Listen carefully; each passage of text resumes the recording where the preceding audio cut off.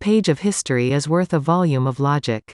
If history is important, it's important to get it right. Legal history is dedicated to this pursuit, of understanding today's laws and debates in the context of the past. Oliver Wendell Holmes, 1921. The United States, as a nation, has often been compared to the Roman Empire. Washington's Lincoln Memorial, with its graceful columns and larger-than-life statue of Abraham Lincoln, is almost a mirror image of Rome's great temple, surrounded by Corinthian pillars, that housed her greatest god, Jupiter Optimus Maximus. The hill upon which Jupiter's temple sat, known as Clivus Capitolinus, is merely Latin for Capitol Hill. And our own erect obelisk, known as the Washington Monument, sits relative to the Congressional Building with its rounded, swollen rooftop, reminiscent of the ancient world's custom of situating phallus and quickened abdomen together within the architectural landscape of the city. Copying the blueprint of Rome's constitutional republic, rather than the pure democracy of the ancient Greeks, our forefathers planned for the United States, at its inception, to eventually become the next Roman Empire, as so many nations had attempted before us. Kaiser, which is the German word for emperor, represents the phonetic pronunciation, passed down through the millennia, of the word Caesar. In Arabic it is Kaiser, it is pronounced Kesar, in Hebrew, the Kaiser, in Greek, Chazar, in the Romanian language, and the more well-known Tsar, in Russian. Approximately 35 languages, at one time or another, used a variation of the word Caesar as a title denoting exceptional authority. However, before the word Caesar became associated with autocrats, conquerors, and emperors, it was simply a man's family name, no different than Smith or Williams for us today, or even Trump. But who was this man named Julius Caesar? The mere mention of his name calls to mind history's most famous scene.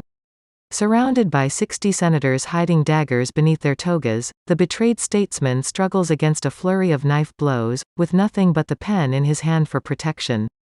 That most people know Julius Caesar by the events surrounding his gruesome death can be attributed to Hollywood and its love of such drama.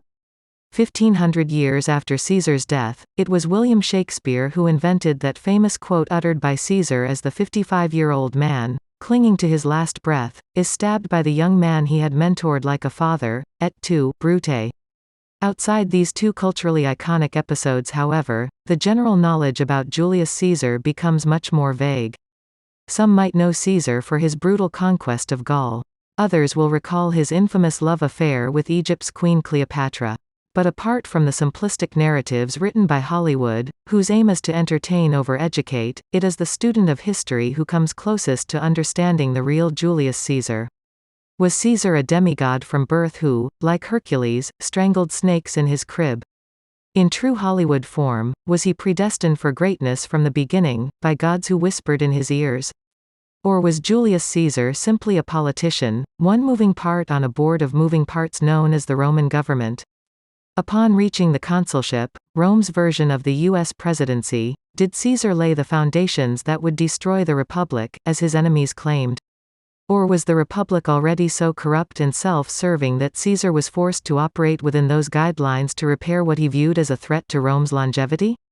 How far would Caesar's enemies go to prevent his success? Would they break laws? Interpret the spirit of a law to mean one thing for themselves while defining it as something completely opposite for Caesar? And what of Caesar's constituents? To what lengths would they go to guarantee his success? Would they bully his political opposition through the use of violent street gangs? Fix elections in his favor? But the most important question to ask is, how much could Rome's rule of law withstand from these liberal and conservative factions, violently pushing and pulling at one another, before the Republic would be left shattered, destroyed, and ready to be taken over by a military autocracy?